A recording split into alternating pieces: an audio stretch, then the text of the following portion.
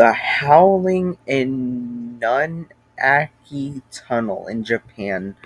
The true mystery of the village is whether or not it ever existed. Rumors of it have persisted in Japan and online since the 90s. Supposedly located deep in the Inunaki countryside of this place, this abandoned village is said to only be accessible through this place. The stories say that all who enter the village are doomed to a violent death. These myths or tales also seem to mention there is some sort of official sign stating the Japanese constitution is not in effect past here, meaning all who enter are on their own to face the real or supernatural horrors that await. The tales, however, were likely inspired by a brutal murder that actually took place in this place. The tunnel, being remote and rarely used by traffic, was a popular spot for gangs. One afternoon in December 1988, a group of teens kidnapped, robbed, and tortured 20-year-old, yeah, not gonna try, before burning the young man alive deep within the tunnel. Today, this place, also known as the Howling Dog Tunnel in Japanese, is considered one of the most haunted places in Japan. The doll that grows human hair. This story goes that in 1918 in Hokkaido, Aichiki Suzuki, I guess that's how you say it, purchased for his young sister Kikuko, yeah, sorry, a traditional Japanese akapa, bob cut hairstyle doll. Sadly, Kaikuko died from a cold, and the family kept the dog in a shrine to their daughter and named it Okiku. However, the family noticed something odd about the doll over time. Its hair was getting longer. The family believed that the doll possessed the restless spirit of their deceased daughter, and so looked after it until entrusting it in the care of Manenji Temple.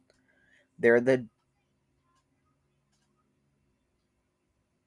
doll remains, slowly growing human hair. You can visit Okiko, but photography is not allowed.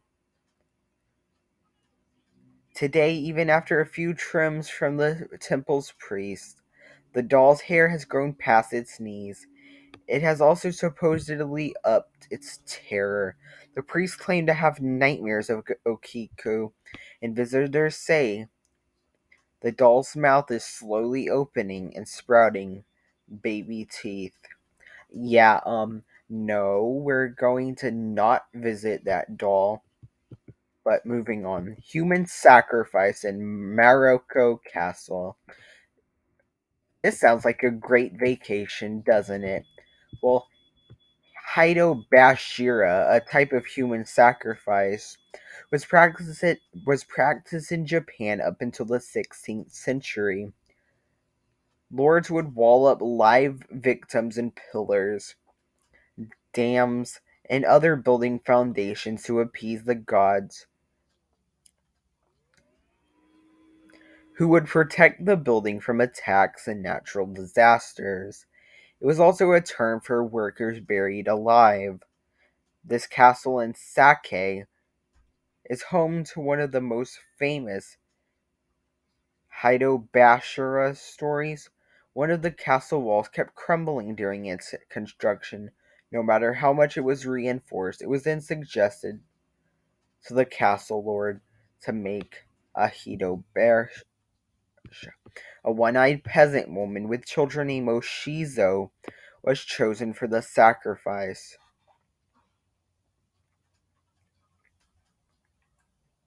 The poor mother only asked that her sons be made samurai after the ritual.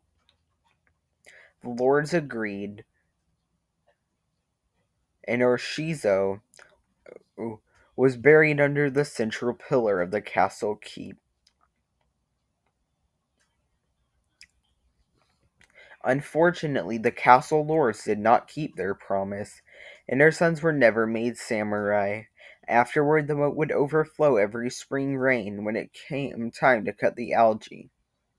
The locals thought it was the tears of Oshizu's sorrow and erected a tomb to appease her spirit. A poem was also passed down through generations. The rain which falls when the season of cutting algae comes is a rain reminiscent of the tears of poor Oshizu's sorrow. And finally, we have we're gonna pause here, but yeah, if you want to check out the Red Room, that's pretty popular. We're probably gonna cover it in another video. But thanks for watching. Sit back and get scared. So bye.